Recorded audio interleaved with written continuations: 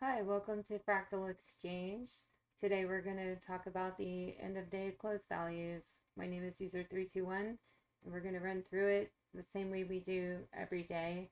Should only take a couple minutes. We have two methods that we use to kind of checkpoint each other.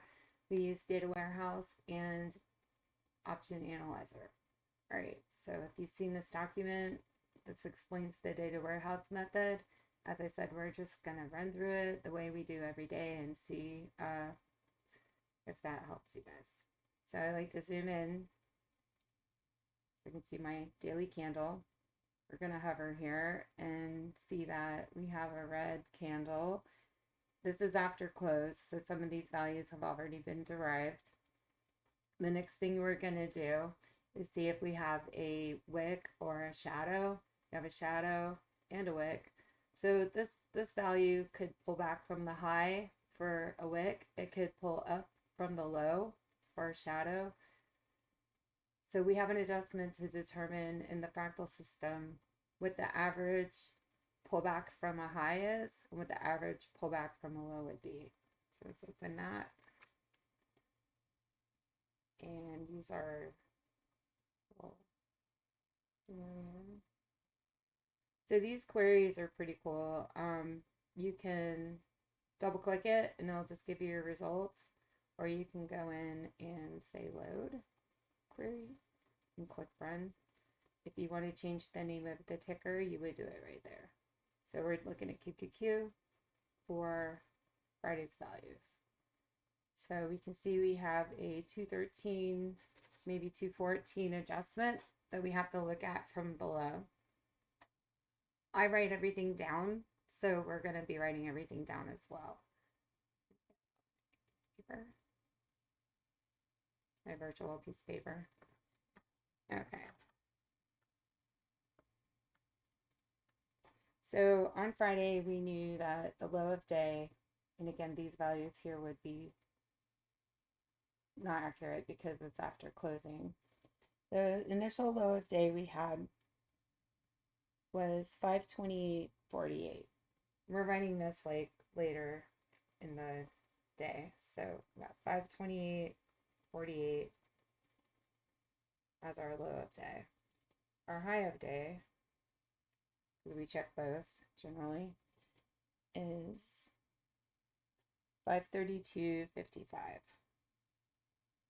It's good to run this in the afternoon, but if you really need to run it early, like we had a really big range, it's okay to run it early because you've already got your high and your low for the day.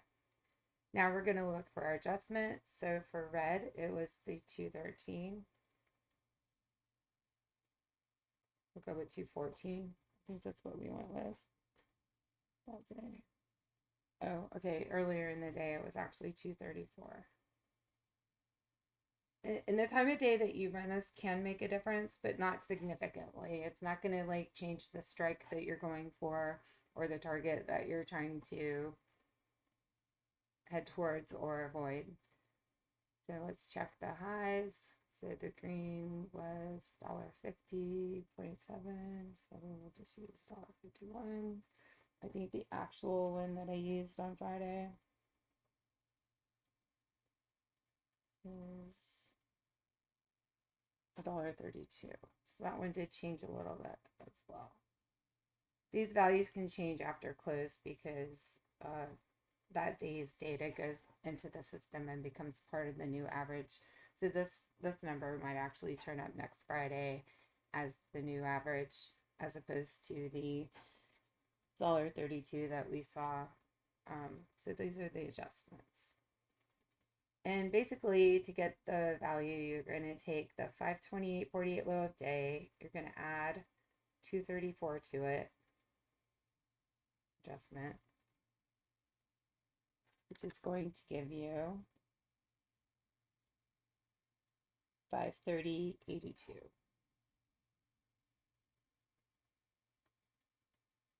And for the high of day, we're going to subtract the $1.32, and that's going to give us 531.23.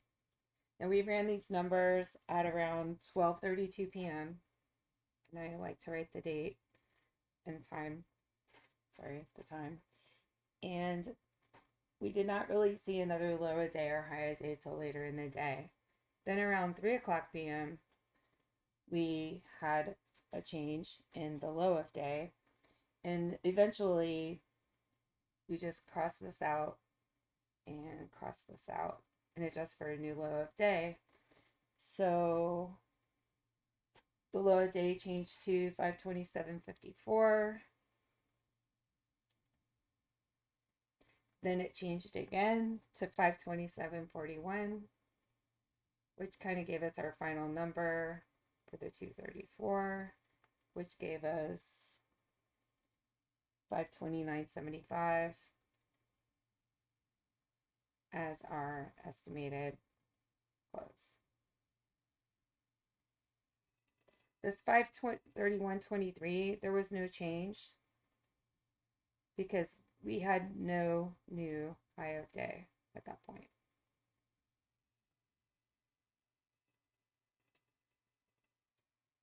Okay, so next we're going to go into the option analyzer and see what values we can get there. I generally move this over and we want to say load. We're going to click the expiration that we're interested in and calculate MM. Everything we're doing for end of day values is taking place over here in this quadrant. For ease of use, I just squeeze everything to make it fit. The goal here is to find the percentage of winning contracts that equals 0 because the market makers can make the most money if nobody else is making money. Sometimes we can't get 0. Sometimes it just gets really close. It can take a minute or two to run this.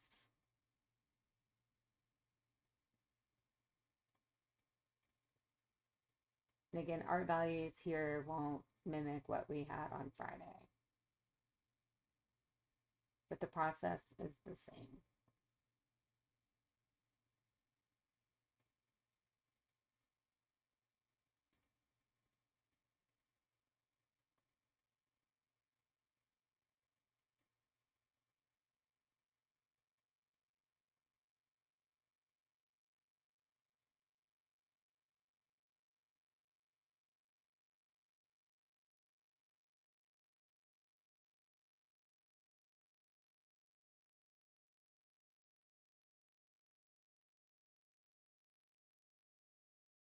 Okay, so what we're looking at here is a market maker landscape. There's so many things you can do with this. There's so many things you can do with this data. But for our purposes right now, we're going to stick with the searching for 0% winning contracts. It's at 1%. It's pretty close. But you would just toggle upwards and downwards looking for 0. And we actually hit it there. That one was 0. So we would take this number, and I usually just like to do a screenshot like that. Kind of locks it in time. And we post this in our Discord when we find 0%. And that's pretty much it. This part is easy. It takes a minute. It does not always equal 0. Sometimes it's 10 or 20 or 11, which means you can still go with that number. You just need to camp out on it and wait until it gets to 0. A lot of times, if it's not right at 0, it's going to be close, but you're going to see somewhere on this market maker landscape that price is stuck in the dead zone, or it's stuck at PML. So there's all kinds of other ways to use it, but for our purposes, that's what we're going to do. So on Friday, I was able to derive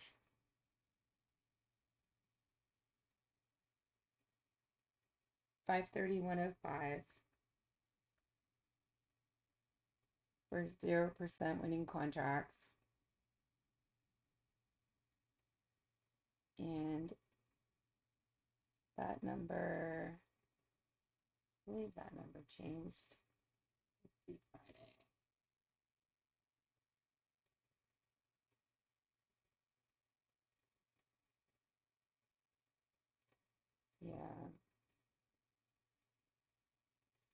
that number changed to 529.23 later in the day after 3 p.m.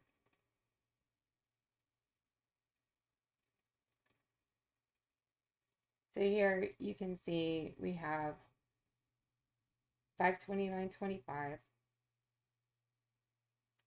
like below. Oops.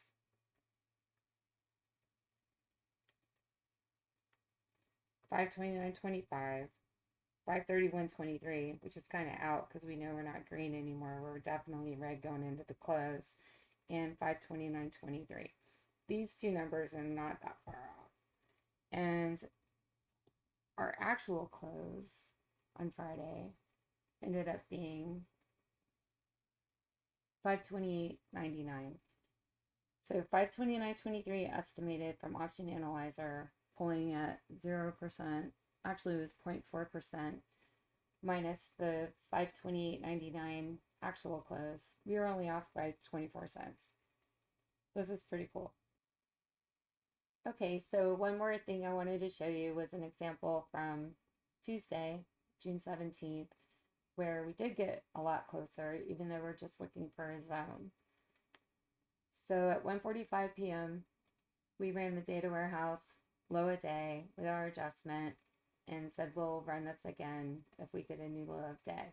Option Analyzer, 0% winning contracts.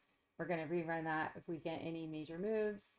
Our ideal scenario, of course, is to overshoot both of these values and close either lower or into a new low of day. At 3:23 p.m., we reran the values because we had to update for a new low of day. Data warehouse then became 530.38, and I left in this value from 130 of 530.58 because it's almost the same number. But we did know that the market makers were moving things, the ceiling and the floor were closing in, and the market maker dead zone was forming at that 0% level. So that value got updated to 529.05 as we got closer and closer to close. So at the end of the day, the winning data source was the Option Analyzer tracking live data from the options exchange, letting us know the most likely scenario for the end of day. 529.05, the actual close was 529.08. We closed at 4 o'clock. This value was pulled from our system at 3 o'clock. So it's just another example of the power of data, the power of being able to see things you can't necessarily see and having access. So just to reiterate, to keep in mind that there's two methods for doing the end of day values, the data warehouse and the Option Analyzer. Option Analyzer is also going to give you a market maker landscape. When you see that 0%, you're going to be able to see where those values are as you're moving your cursor up and down. You can see right there where it's 0. It's in the market maker dead zone. That is where they want price to go, so they pay out the least amount of winning contracts. And data warehouse,